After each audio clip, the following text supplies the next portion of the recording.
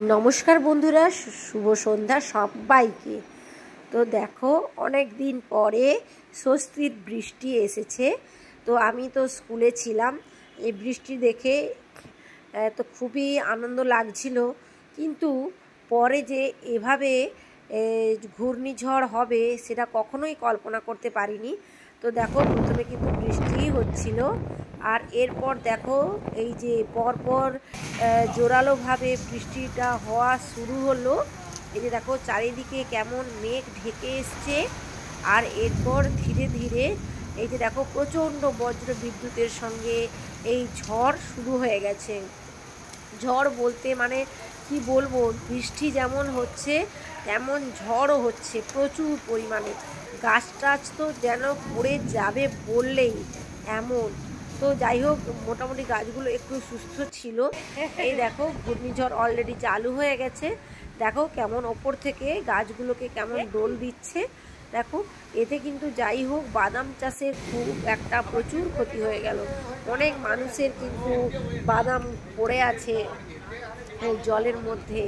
জলে তারা আবার বৃষ্টি হয়ে গেল, মানে সত্যি এবারে বাদাম হয়তো আর উদ্ধার করা যাবে না। এই যে দেখো ঘূর্ণিঝড়টা সবে আস্তে আস্তে হচ্ছে। এই যে এরপর কিন্তু এই যে আর আমাদের স্কুলের তো বাচ্চারা দৌড়াদৌড়ি করছে, তো তাদেরকে এক জায়গায় বসিয়ে রুমের মধ্যে তো আমরা সকলেই ছিলাম ওখানে।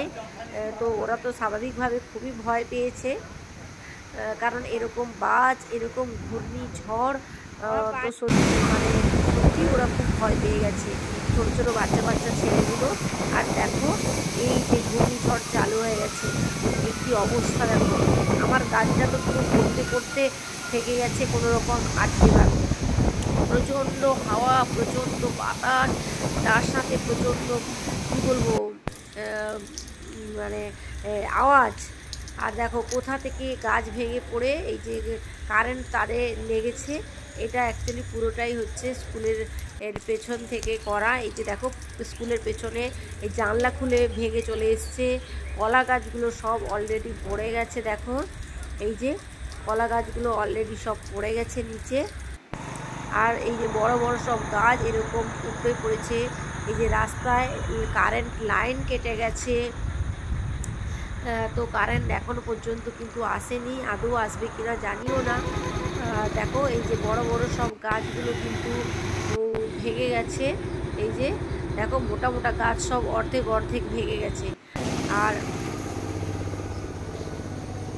আমার বাড়িতে এসে দেখি পেঁপে গাছ আর সজনে গাছ এক হয়ে গেছে উল্টে।